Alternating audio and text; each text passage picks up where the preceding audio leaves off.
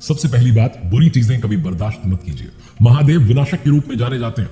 उन्होंने सही तरीका अपनाकर कई राक्षसों का विनाश किया। इसलिए अगर आप अपने आसपास कोई भी बुरी चीज होती हुई देखें तो चुप मत रहिए, उसके खिलाफ आवाज उठाइए। भगवान शिव जी और माता पार्वती जी के पुत्र कार्तिकेय स्वामी का जन्म एक जंगल में हुआ था। कार्तिकेय का पालन कृतिकाओं ने किया था। जब कार्तिकेय के बारे में शिव पार्वती जी को मालूम हुआ तो उन्होंने कार्तिकेय को अपने पास बुलवा लिया। उस समय सभी देवता शिव जी के पास पहुंचे और कहा कि तारकासुर ने हाहाकार मचा रखा है। तारकासुर को वरदान मिला है कि उसका वध आपका पुत्र ही करेगा। आप कार्तिकेय को हमारे साथ भेजिए ताकि कार्तिकेय तारकासुर का वध करे, हमारी रक्षा करे। शिव जी और पार्वती जी के पास जब उनका पुत्र आया ही था तो उन्होंने देवताओं के कल्याण के लिए अपने बेटे को जाने की अनुमति दी थी। शिव जी ने संदेश दिया कि अगर समाज को हमारी संतान की आवश्यकता है तो उसे रोकना नहीं चाहिए। संतान को समाज सेवा, राष्ट्र सेवा के संस्कार देने चाहिए। संतान समाज सेवा और राष्ट्र सेवा का काम करेगी तो घर परिवार में सम्मान भी आएगा, वंश का नाम रोशन भी होगा। दूसरी बात, शांत रहकर के आगे बढ़ा जा सकता है। कहते हैं कि भगवान शिव जी ने ब्रह्मांड की भलाई के लिए बहुत लंबे समय तक तपस्या की थी, इसीलिए उन्हें महायोगी भी कहा जाता है। हालांकि शिव जी का ध्यान तभी टूटता था जब कोई बहुत बड़ी बाधा सामने आती थी। इसका मतलब यह है कि जीवन में कई ऐसे पल आते हैं जब हम अपने लक्ष्य से भ्रमित हो सकते हैं या कोई भ्रमित कर देता है, लेकिन हमें भ्रमित नहीं होना है। बड़ी से बड़ी स्थिति में भी शांत रहकर के आगे बढ़ना है। महर्षि दधीची के पुत्र का नाम था पिपलाद। क्योंकि वो सिर्फ पीपल का फल ही खाया करते थे, इसलिए उन्हें पिपलाद के नाम से जाना जाता था। अपने पिताजी की तरह पिपलाद भी बहुत तेजस्वी और तपस्वी थे। जब पिपलाद को पता चला कि देवताओं को अस्थि दान देने के कारण उनके पिता की मृत्यु हो गई तो बहुत दुख पहुंचा। आग बबूला हो गए, देवताओं से बदला लेने का निश्चय किया। ये सोचकर कि भगवान शंकर जी को, महादेव जी को खुश करने के लिए तपस्या करने लगे। उनकी तपस्या से भगवान प्रसन्न हुए, पिपलाद से वरदान मांगने को कहा तो पिपलाद ने भगवान से प्रार्थना की कि हे आशुतोष, मुझे ऐसी शक्ति दीजिए जिससे मैं देवताओं से अपने पिता की मृत्यु का बदला ले सकूं। भगवान महादेव जी ने तथास्तु कहा, अंतर ध्यान हो गए। उनके अंतर ध्यान होने के बाद वहां एक राक्षसी प्रकट हुई। उसने पिपलाद से पूछा, स्वामी आज्ञा दीजिए, मुझे क्या करना है। पिपलाद ने गुस्से में कहा, सारे देवताओं को मार डालो। आदेश मिलते ही वो जो राक्षसी थी पिपलाद की तरफ झपट पड़ी। पिपलाद अचंभित होकर के कहने लगे, क्या कर रही हो। राक्षसी ने कहा कि स्वामी अभी तो आपने आदेश दिया सभी देवताओं को मार डालो, मुझे तो सृष्टि के हर कण में किसी न किसी का वास नजर आता है। सच तो यह है कि आपके अंदर भी मुझे देवता दिखाई दे रहे हैं, इसलिए मैंने सोचा कि क्यों ना शुरुआत आपसे करूं। पिपलाद भयभीत हो गए। उन्होंने फिर से महादेव जी की तपस्या की। भगवान फिर प्रकट हुए। पिपलाद के भय को समझकर उन्होंने समझाया कि वत्स, गुस्से में आकर लिया गया हर निर्णय भविष्य में गलत साबित होता है। पिता की मृत्यु का बदला लेने की धुन में तुम ये भूल गए कि दुनिया के कण कण में देवताओं का वास है, भगवान का वास है। सुनते ही पिपलाद का क्रोध शांत हो गया।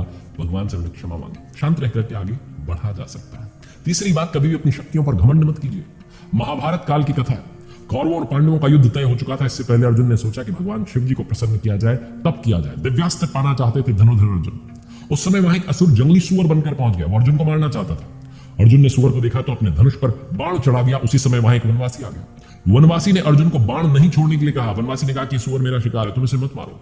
अर्जुन ने बात नहीं मानी, बाण छोड़ दिया। वनवासी ने भी बाण छोड़ दिया। दोनों के बाण जाकर एक साथ सुअर को लगे। दोनों उस पर अपना अपना अधिकार बताने लगे। विवाद बढ़ा तो युद्ध शुरू हो गया। बहुत कोशिश के बाद भी अर्जुन वनवासी को हरा नहीं पाए। जब वनवासी के बाण अर्जुन को लगे तो प्रहार नहीं सह सके। अर्जुन बेहोश हो गए।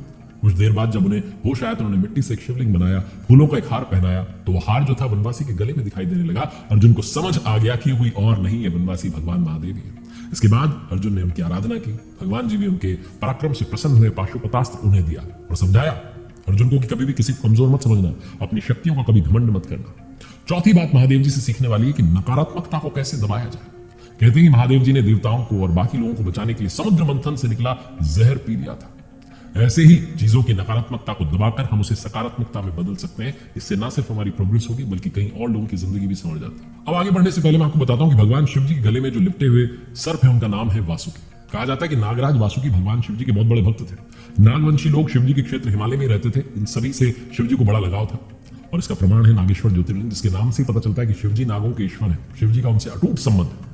महर्षि दुर्वासा ने यज्ञ किया था जिसका फल वो देवराज इंद्र को देने वाले थे, किंतु असुरों के षड्यंत्र में वो नष्ट हो गए। इंद्र के ऐरावत को असुरों ने जो इस काम को करने में बाध्य किया, जिससे ऋषि दुर्वासा ने इंद्र को श्रीहीन होने का श्राप दिया।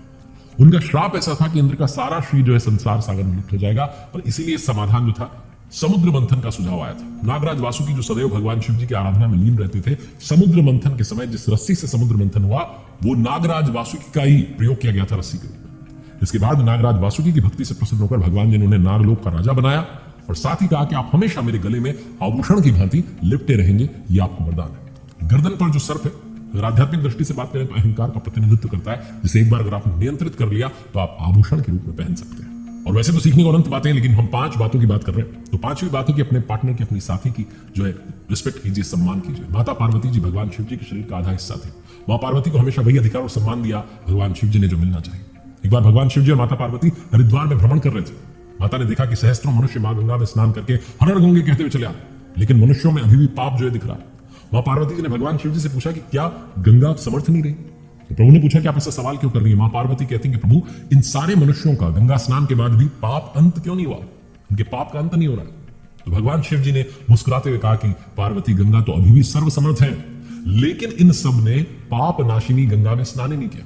तो मां पार्वती विस्मित होकर बोली कि प्रभु, अभी तो गंगा में स्नान करके ये लोग आए, अभी तो इनके शरीर सूखे भी नहीं, और आप कह रहे हैं कि इन्होंने पाप नाशिनी गंगा में स्नान नहीं किया। भगवान शिव जी कहते हैं कि पार्वती, मैं तुम्हें कल इस बात का भेद समझाऊंगा।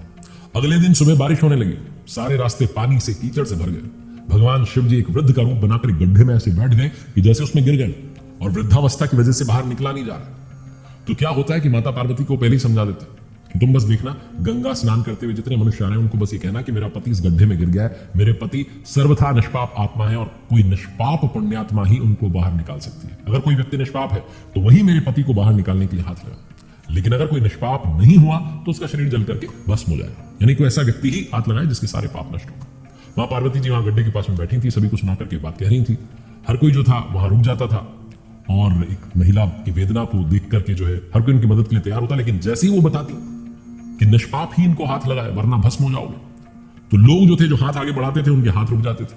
वो कहते हैं कि मेरे पति सर्वथा निष्पाप आत्मा है, और कोई निष्पाप पुण्यात्मा अगर यहाँ है तो इन्हें बाहर निकाल सकता है। अगर आप निष्पाप है तभी आपको हाथ लगाना है, वरना मैं आपको पहले बता दूं, अगर आप निष्पाप नहीं हुए तो आपका शरीर जो है जल करके भस्म हो जाएगा। चेतावनी वो बार बार दे रही थी, और लोग जो कि मदद के लिए आगे आ रहे थे वो डर की वजह से वापस से अपना हाथ पीछे कर लेते थे, क्योंकि सबको ये लगता था कि हमने जीवन में कभी ना कभी कोई ना कोई पाप तो किया ही है। और फिर वो ये सोचते कि इस बुजुर्ग के लिए अपनी जान को संकट में क्यों डालना। तो इस डर से भी लोग जो थे वो पीछे होने लगे। इस तरीके से सुबह से लेकर के संध्या हो गई, हजारों लोग वहां स्नान करके चले गए, लेकिन किसी ने भी वृद्ध रूप में जो भगवान महादेव जी थे उनको बाहर निकालने की हिम्मत नहीं की। शाम के समय एक व्यक्ति वहां से जा रहा था, एक युवक वहां से जा रहा था। मां पार्वती ने उसको भी अपनी व्यथा सुना दी।